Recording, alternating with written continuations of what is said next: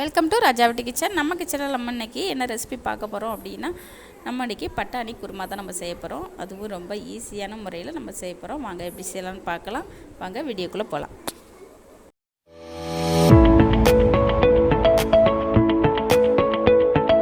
நம்ம குக்கரை தான் பட்டாணி குருமா நம்ம செய்ய போகிறோம். நம்ம ஸ்டவ் ஆன் பண்ணி குக்கர் எடுத்து வச்சிடலாம். நான் ஆல்ரெடி குக்கரை எடுத்து வச்சுட்டு ஆயில் சேர்த்துட்டேன். பட்டை, கிராம்பு, பிரிஞ்சி இலை, கல்பாசி, பெருஞ்சீரகம் இதெல்லாம் சேர்த்துருக்குறேன்.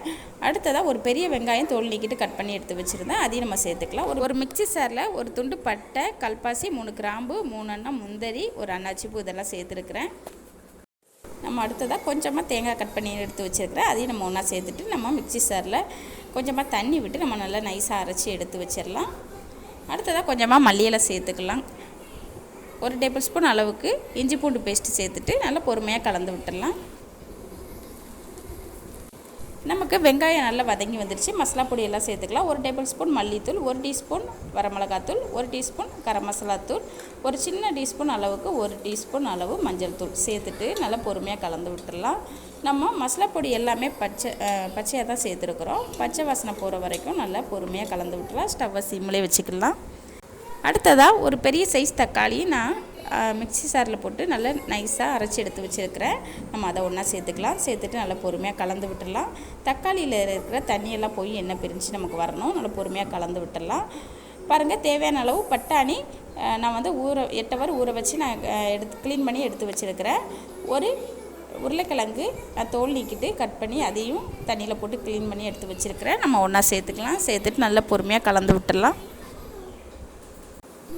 இந்த டைமில் நம்ம அரைச்சி வச்சுருக்கிற தேங்காய் பேஸ்ட்டை நம்ம ஒன்றா சேர்த்துக்கலாம். மிக்சி சாரில் கொஞ்சமாக தண்ணி விட்டு நம்ம ஒன்றா சேர்த்துக்கலாம். நம்ம பட்டாணி குருமாவுக்கு தேவையான அளவு தண்ணியும் நம்ம அந்த டைமில் சேர்த்துக்கலாம். அடுத்ததாக நம்ம தேவையான அளவு உப்பு சேர்த்துக்கலாம். சேர்த்துட்டு நல்லா கலந்து விட்டுடலாம்.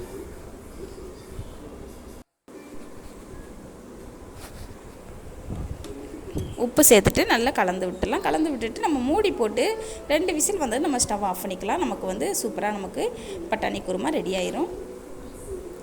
பாருங்கள், நமக்கு 2 விசில் வந்து நல்லா பட்டாணி எல்லாம் வெந்து நமக்கு சூப்பராக ரெடி ஆயிடுச்சு.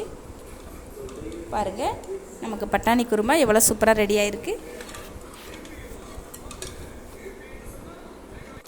நம்ம வேற ஒரு பாத்திரத்துக்கு மாற்றிக்கலாம்.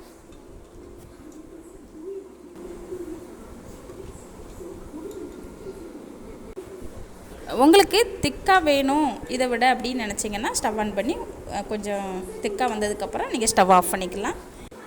எனக்கு இந்த அளவுக்கு இருந்தால் போதும்.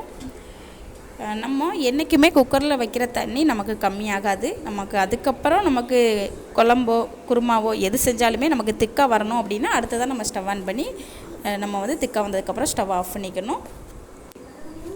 அடுத்ததாக நம்ம மல்லி இலை ஆட் பண்ணிக்கலாம். அவ்வளோதாங்க, சூப்பரான டேஸ்டியான ஹெல்த்தியான நமக்கு பட்டாணி குருமா சூப்பராக ரெடி ஆயிடுச்சு. புதுசாக பழகுறவங்க கூட ரொம்ப ஈஸியாக செய்யலாம். ட்ரை பண்ணி பாருங்கள். இந்த ரெசிபி உங்களுக்கு பிடிச்சிருந்துச்சின்னா நம்ம ராஜாவட்டி கிச்சன் சேனலை சப்ஸ்கிரைப் பண்ணுங்கள், லைக் பண்ணுங்கள், பெல் ஐக்கானை கிளிக் பண்ணுங்கள். அப்போ தான் நான் போடுற வீடியோ ஒன்றுக்கொன்னா உங்களுக்கு வந்து சேரும். சப்பாத்தி, பூரி, இட்லி, தோசை எல்லாத்தையோடையுமே நம்ம வச்சு சாப்பிட்றதுக்கு நல்ல பொருத்தமாக இருக்கும். இதே போல் இதே அளவுகளில் ட்ரை பண்ணி பாருங்கள். அவ்வளோதாங்க. நீங்களும் இது போல் பட்டாணி குருமா செஞ்சு சாப்பிட்டு பார்த்துட்டு எனக்கு கமெண்டில் சொல்லுங்கள். நன்றி, வணக்கம்.